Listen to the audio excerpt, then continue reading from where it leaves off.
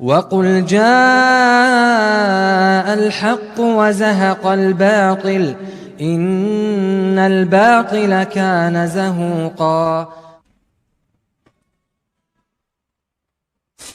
الحمدللہ رب العالمین والصلاة والسلام علی سید الانبیاء والمرسلین نبینا محمد وعلی آلہ وصحبہ اجمعین، اما بعد۔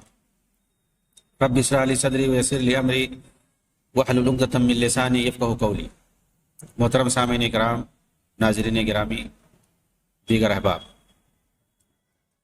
اس سے پہلے میری گفتگو مستشرقین کے بارے میں چل رہی تھی، فتنہ انکار حدیث کے متعلق، اور میں نے دو دور کے بارے میں تفصیل سے بتایا۔ پہلا ابتدائی دور کہ کیسے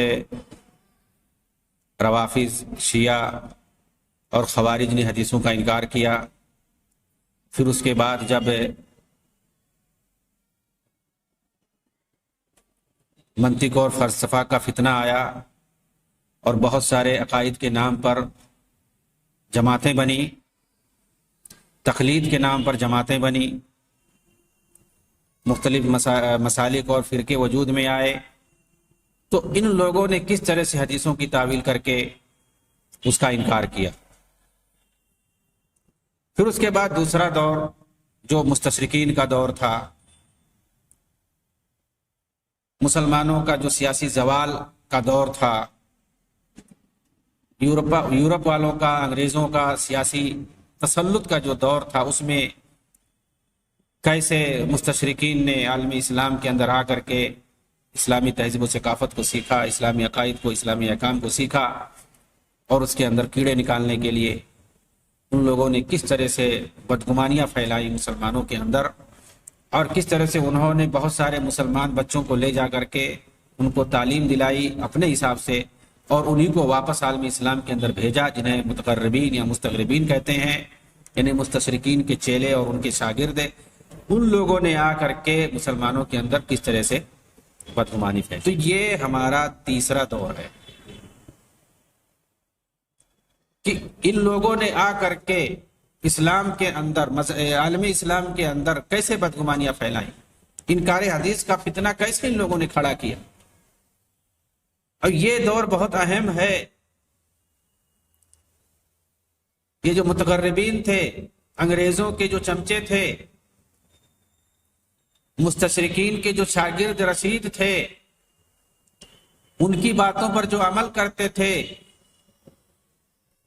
اقلیت پرستی جو سیکھ کر کے آئے تھے، انکار حدیث کا فتنہ جو لے کر کے آئے تھے، عالم اسلام کے اندر بھی پھیلا دیا۔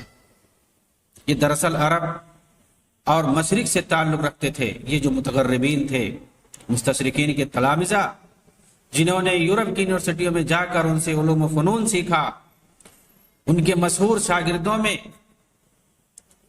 احمد امین، قاسم امین، جرجی زیدان، طاہا حسین، لویس عوض، محمد اسد، جمال الدین افغانی، محمد عبدہ، یہ سارے لوگ ہیں۔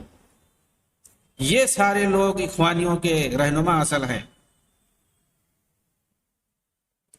13ویں صدی ہجری میں خلافت کے خاتمے اور مغربی سامراجیت کے ظہور کے بعد ہی سے فتنہ انکار حدیث نے باضابطہ طور پر سر ابھارا ہے، جو در حقیقت یورپین محققین کی جانب سے اسلام کی بیکفنی کے خاطر اچھالے جانے والے اعتراضات کی ترجمانی ہے۔ اس سلسلے میں دنیا اسلام کے دو نمایاں ترین افراد، یعنی مفتی محمد عبدہ مصر کے اندر اور سر سید احمد خان اور ان کے متبعین اور حلقہ فکر کے لوگوں کے نظریات یہاں پر بتانا مختصر طور پر ضروری ہے، تاکہ ہمارے سامنے سرسری طور پر اس کا خاکہ آ سکے۔ چنانچہ یہ محمد عبدہ، مصر میں شیخ محمد عبدہ نے کھلم کھلا حجت حدیث کا انکار کیا۔ انہوں نے قرآن کو امام اور رہنما کہا، اس کے علاوہ جو کچھ ہے، چاہے وہ حدیث ہو چاہے جو، وہ اسے علم و عمل اور قرآن کے درمیان حجاب کہتے تھے، کہ آڑ ہے قرآن کے سامنے، ہمارا رہنما اور ہادی صرف قرآن ہے، اس کے سامنے چاہے حدیث ہو، سنت ہو، اس پر قرآن پر عمل کرنے کے لیے ساری چیزیں رکاوٹیں ہیں۔ توفیق صدقی محمد عبدہ کے نقش قدم پر، بلکہ ان سے بھی آگے یہ چلے گئے۔ توفیق صدقی انہوں نے الاسلام هو القرآن وحدہ کے نام سے مجلہ المنار میں 2 مضمون شائع کیے۔ مجلہ المنار کس کا تھا؟ رشید رضا کا تھا۔ وہ محمد عبدہ، جمال الدین افغانی اور ان کے جتنے شاگرد تھے سب لوگوں کے مضامین شائع کرتے تھے، پرچار کرتے تھے انکار حدیث کا۔ کون؟ رشید رضا، جن کو سلفیت کا منار سمجھا جاتا ہے، جن کی تفصیل میں نے بتا دی ہے۔ بتائیے، الاسلام هو القرآن وحدہ، اسلام کا مطلب صرف قرآن، اس عنوان سے مجلہ المنار میں 2 مضمون شائع ہوتے ہیں۔ کس کی سرپرستی میں؟ رشید رضا کی سرپرستی میں، جس کے اندر قرآنی آیات سے نعوذ باللہ حدیث نبوی کے فضول اور بیکار ہونے پر استدلال کیا جاتا ہے۔ رشید رضا مصری نے نہ صرف تائید میں ادارتی نوٹ لکھے، بلکہ متواتر اپنے مضامین کے ذریعے سے اس خیال کی تشہیر کی، اگرچہ آخر میں انہیں اس پر تنبہ ہوا، رجوع کیا۔ آخر میں کیا تنبہ ہوا؟ بھئی جس وقت لکھ رہے ہیں، ادارتی نوٹ چڑھا رہے ہیں، ادارتی نوٹ آدمی کب لکھتا؟ اور بار بار لکھنا ادارتی نوٹ کے ساتھ، جو ایک بار مضمون کو پڑھ لیتا ہے قاعدے سے، پھر اس کا خلاصہ اور نچوڑ پیش کرتا ہے، اپنی تائید پیش کرتا ہے ادارتی نوٹ کے اندر۔ احمد امین، انہوں نے اپنی کتاب فجر الاسلام میں، جسے 1929 میں شائع کیا، دانشوران فرنگ کے اعلی کار کی حیثیت سے ان کی یہودی بکواسوں کو علم و ادب کا نام دے کر خشکن پیرائے میں راویان حدیث کی کمزوریوں کو حد درجہ اچھالا کہ پورے ذخیرہ حدیث ہی کو من گھڑت اور دیومالائی کہانیوں کی طرح قرار دے دیا۔ انہوں نے حدیث کو انہوں نے کہا یہ سب بکواس ہے، من گھڑت کہانیاں ہیں، وہ بھلا راوی ضعیف ہے، وہ جھوٹا ہے، وہ ایسا ہے، وہ ایسا ہے، سب جھوٹوں کی کہانیاں۔ پڑھیے فجر الاسلام، تب سمجھ میں آئے گا۔ یہ بھی جمال الدین افغانی کے شاگرد تھے ماشاءاللہ۔ علی حسن عبد القادر، یہ ازہر میں اپنے طلبہ سے کہتے تھے کہ میں نے یورپ میں جا کر اسلام کو اس طریقے پر سیکھا ہے جو تم لوگ نہیں جانتے۔ پھر وہ گولڈ زیہر کی کتاب علوم اسلامیہ کا خلاصہ بچوں کو بتانا شروع کر دیتے تھے۔ یعنی علوم اسلامیہ پر گولڈ زیہر جیسا خطرناک فرانسیسی عالم، اسلام کا دشمن، حدیث کا منکر، وہ تو بھائی قرآن کا بھی منکر، لیکن منکر حدیث کے نام سے مشہور ہے، وہ علوم اسلامیہ پہ کتاب لکھتا ہے جس کے اندر غلط حوالے دیتا ہے، جھوٹی باتیں نقل کرتا ہے، بڑے بڑے علماء اسلام کی طرف جھوٹی باتیں جس نے منسوب کی ہیں، غلط حوالے دیے ہیں، جھوٹی حدیثوں کو خود نقل کرتا ہے، اس کے اندر جھوٹی تاریخی روایتوں کو نقل کر کے صحابہ کو بدنام کرتا ہے، امہات المومنین کو بدنام کرتا ہے، نبی کو بدنام کرتا ہے، اور امت کے خلفاء کو بدنام کرتا ہے۔ ان کتابوں کو وہ مقدس سمجھتے تھے اور بتاتے تھے کہ اس طرح کی کتاب تم لوگ نہیں پڑھے ہو، اس طرح سے اسلام کو سمجھا جائے گا، اس طرح اسلام کہتا ہے۔ کہتے ہیں کہ ان کو جب دکھایا جاتا کہ یہ چیز غلط ہے تو وہ مانتے ہی نہیں تھے۔ اتنے بڑے عالم کیسے غلط کہہ سکتے ہیں؟ گولڈ زیہر کو بہت بڑا عالم مانتے تھے، نہیں مانتے تھے۔ دکھایا جاتا کہ دیکھو ابن تیمیہ کی طرف یہ منسوب ہے لیکن یہ غلط ہے، ابن تیمیہ نے ایسا نہیں کہا ہے، حوالہ غلط دیا ہے، تو نہیں مانتے تھے۔ اس قدر اندھ بھکت ہوتے تھے مستشرقین کے کہ وہ جو اسلام کے بارے میں بتا رہے ہیں، جو من گھڑت کتابیں جھوٹی حوالے دے کر کے، جھوٹے حوالے دے کر کے جو کتابیں لکھ دی ہیں، اس کو یہ سچ مانتے تھے، قرآن جیسا مانتے تھے، اس پر مکمل بھروسہ یہ لوگ کر لیتے تھے۔ وہ لوگ موضوعیت کی بات کرتے ہیں یورپ والے، اصول کی بات کرتے ہیں، منہج کی بات کرتے ہیں کہ کتاب لکھنے میں یہ منہج ہونا چاہیے، یہ طریقہ، یہ اصول ہونا چاہیے، یہ موضوعیت ہونی چاہیے، لیکن جب وہ اسلام کے بارے میں لکھتے ہیں تو کسی چیز کا خیال اور پرواہ نہیں کرتے ہیں کہ کتنی دیانتداری ہونی چاہیے، کتنی سچائی ہونی چاہیے، روایتوں کے نقل کرنے میں، حوالہ دینے میں کیا ہونا چاہیے۔ اسلام کے تعلق سے سب کچھ لکھ دو جھوٹ، اور جب تمہارے بارے میں کچھ لکھنا ہو تو ساری دیانتداری دکھائی دینے لگتی ہے۔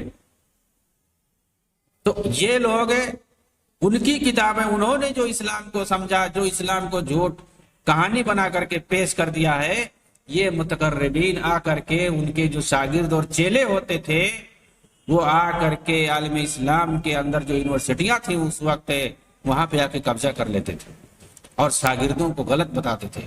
ساری چیزیں جو یورپ سے سیکھ کر کے آتے تھے وہی بتاتے تھے۔ اگر ہاں ایسا ہو سکتا ہے کہ بھائی یورپ کی جو چیزیں ہیں، سائنس ہے، ٹیکنالوجی ہے، یا وہاں کی جو تاریخ ہے اس کو آپ بتائیے، دین اسلام کے بارے میں ان کو کیوں مستند مان رہے ہیں؟ تو انہوں نے جو سمجھ لیا بہت اچھا سمجھا۔ دین اسلام کے بارے میں جو کتابیں علماء اسلام نے لکھی ہیں اس پر بھی ان کو بھروسہ نہیں ہوتا تھا۔ ابراہیم بن ادہم اس شخص نے 1353 میں اپنی نام نیاد علمی لیاقت کی بنیاد پر احادیث کو بے بنیاد اور اس پر موضوع کی صفت غالب ہونے کی بات کہہ کر اپنی جرات بیجا کا مظاہرہ دیا۔ ابراہیم ابو ریا، اس شخص نے اپنے پیشترو ابراہیم ادہم، رشید رضا، توفیق صدقی، ان کے افکار و نظریات کو یکجا کرنے ازوا علی السنت المحمدیہ نامی کتاب لکھ ڈالی۔ یعنی جو اس کے پیشرو جو علماء پائے جاتے تھے اس کے نظریات کے حامل، ان سب کے افکار و نظریات کو اس نے جمع کر دیا گیا، ازوا علی السنہ محمدی۔ اور جتنے انکار حدیث کے جو افکار ہیں، نظریات ہیں، ان سب کو اس کتاب کے اندر اس نے جمع کر دیا ہے۔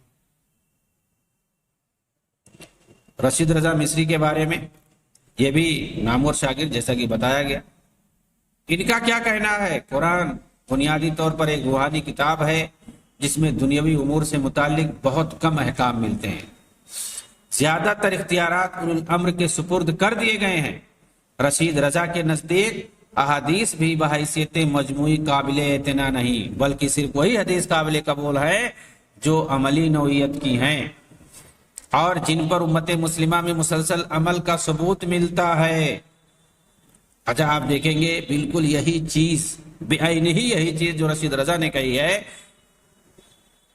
بعینہ ہی یہی چیز جاوید غامدی کہتا ہے۔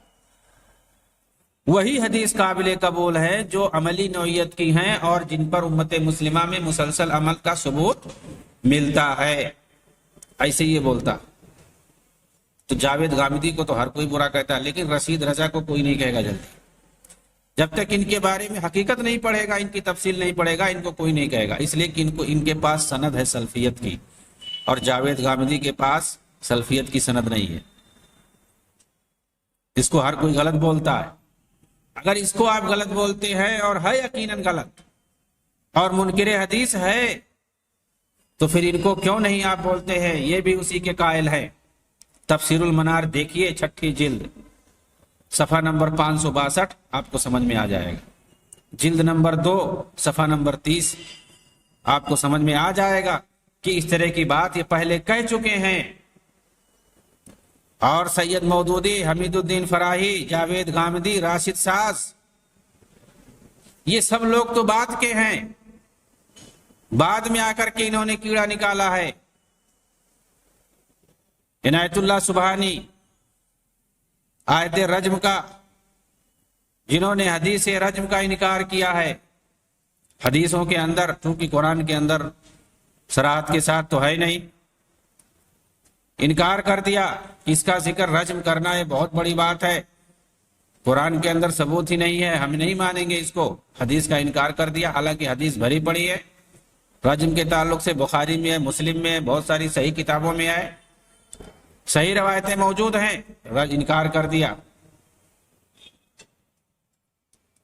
سید مودودی نے تو کہہ دیا کہ صحیح بخاری اور صحیح مسلم کے اندر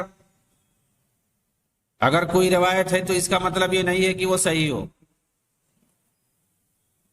ممکن ہے بہت سارے لوگ ہوتے ہیں، آج دیکھو کوئی بات 1 سے لے کے 2 3 تک پہنچتی ہے، اس میں چینجنگ آ جاتی ہے. پہلا آدمی کیا بولا، اب وہ 10 آدمی کے پاس وہی بات جاتی ہے تو بدل جاتی ہے. تو ہم کیسے کہہ دیں کہ 10واں آدمی جو بول رہا ہے وہ پہلے آدمی کی بات ہے سیم؟ وہی بات کہہ رہے ہیں کہ ہم حدیث پر بھی فٹ کر سکتے ہیں. امام بخاری تک ایک حدیث کو روایت کرنے والے بیچ میں کئی لوگ ہیں، تو ان سے روایت ہوتے ہوتے آئی، اس میں 4 6 لوگ ہیں، تو ظاہر سی بات ہے باتیں بدل گئی ہوں گی. یعنی اس طرح کا شبہ ڈال رہے ہیں، شک ڈال رہے ہیں بخاری کے اندر، مسلم کے اندر، حالانکہ ان کو اتنا نہیں پتا. اگر پتا ہوتا تو ایسی بات کہاں سے کہتے؟ حدیث کا اگر علم ہوتا، اصول حدیث کا علم ہوتا، رجال حدیث کا علم ہوتا تو ایسی باتیں نہیں کہتے.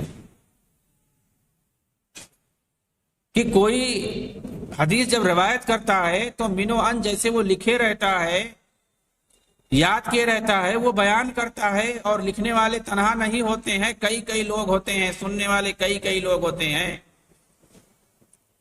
اور پھر موازنہ کیا جاتا ہے، جب دوسرا اس سے کوئی بیان کرتا ہے تو کس طرح سے بیان کیا، اور پھر اس کو ملایا جاتا ہے کہ اس نے جو بیان کیا ہے تو دوسرے جو شاگرد تھے ان لوگوں نے جو بیان کیا کیا اس سے ملتا جلتا ہے یا الگ ہے.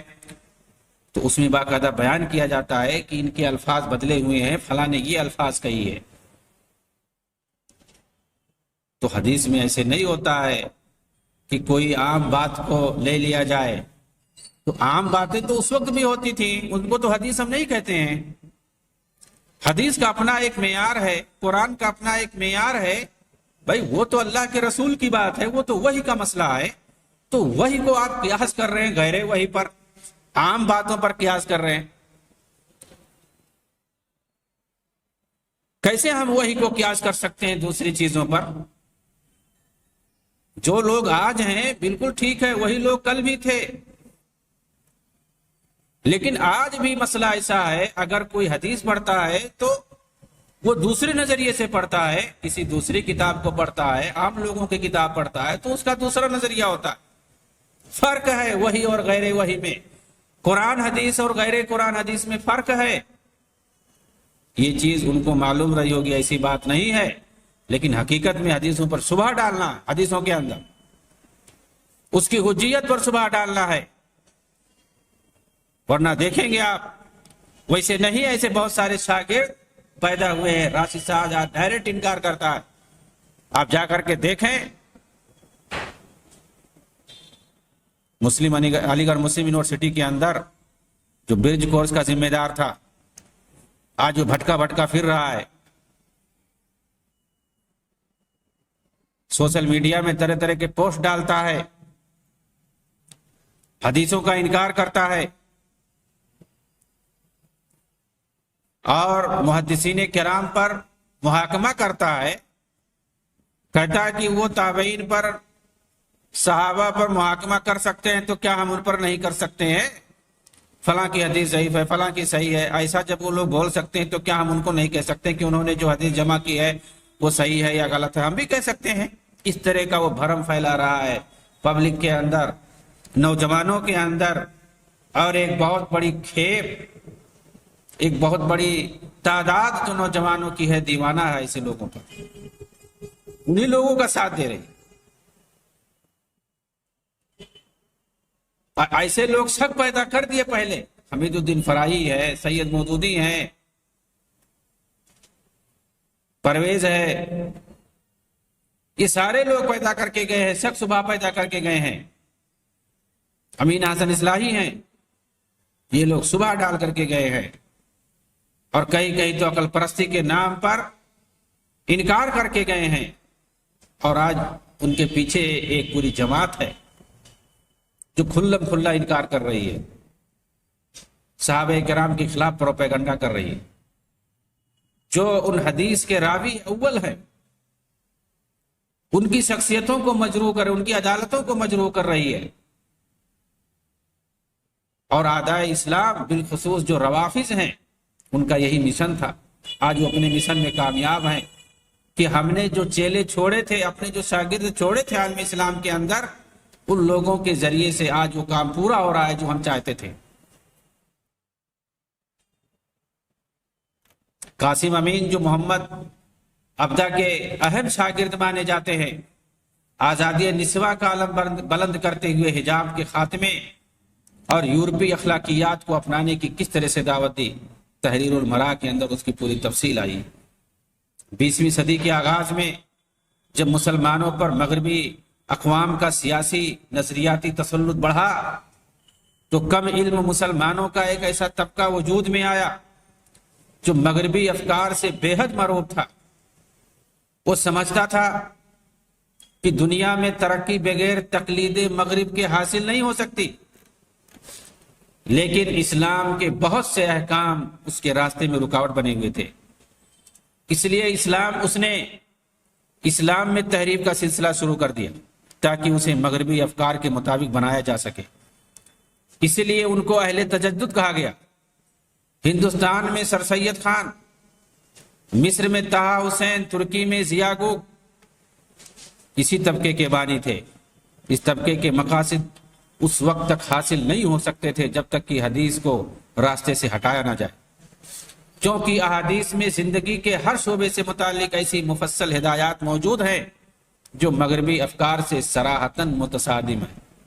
چنانچہ اس طبقہ کے بعض افراد نے حدیث کو حجت ماننے سے صاف انکار کر دیا.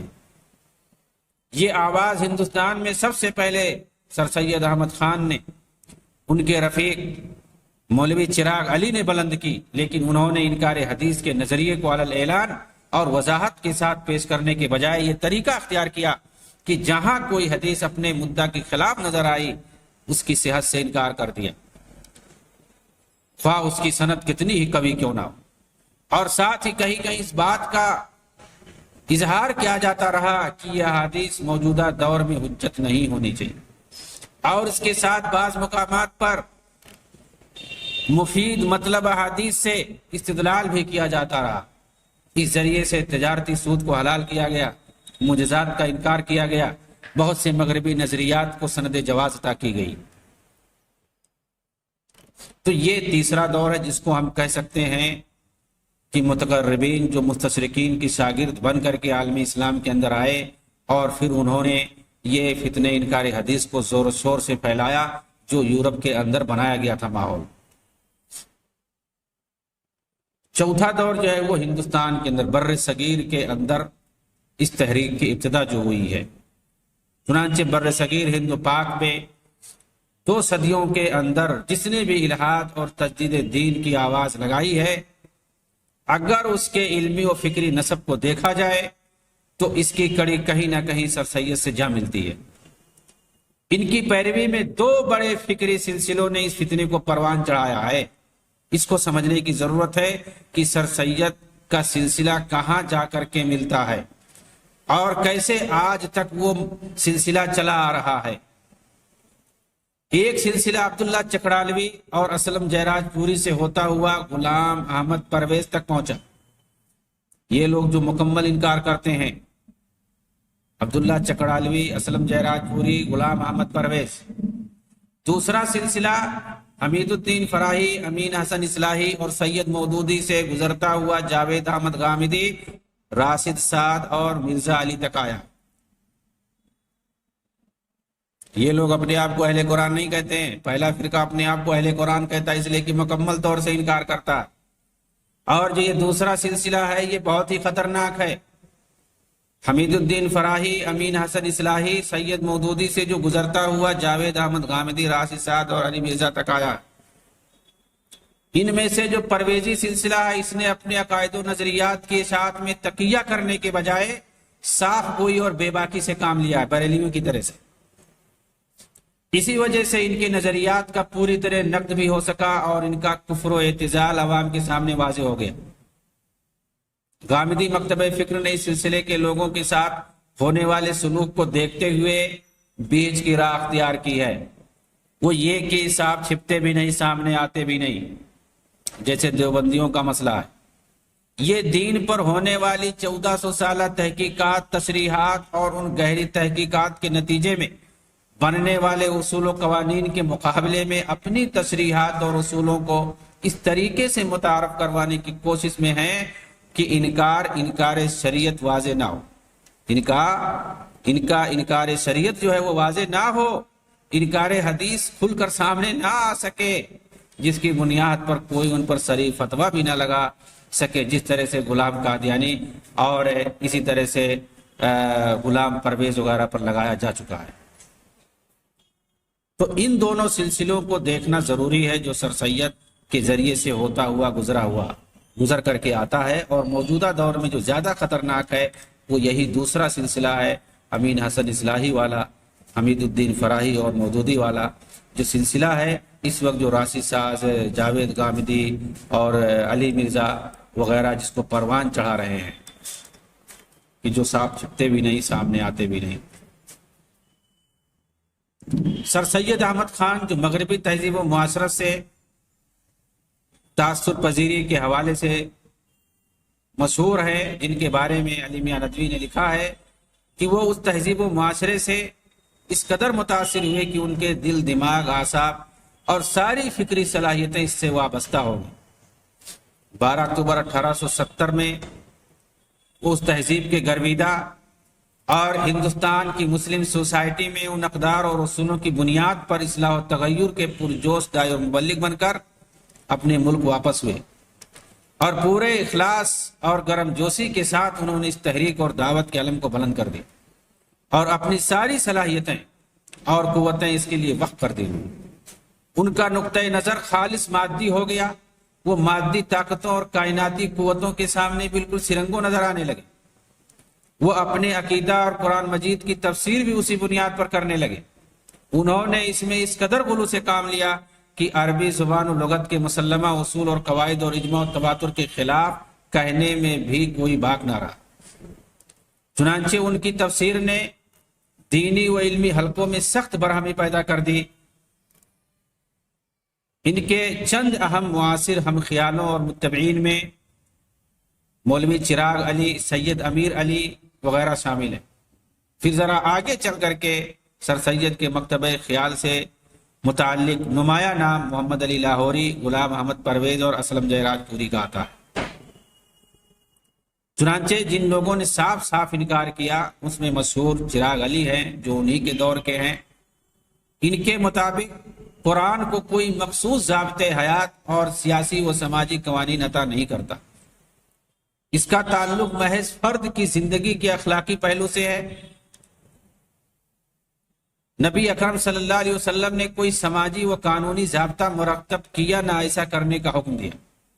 اس کے برعکس مسلمانوں کو ایسے نظام قائم کرنے کی اجازت دے رکھی ہے جو ان کے گرد پیش ہونے والی سیاسی و معاشرتی تبدیلیوں سے وقت کے تقاضوں کے مطابق ہم آہنگی پیدا کر سکیں۔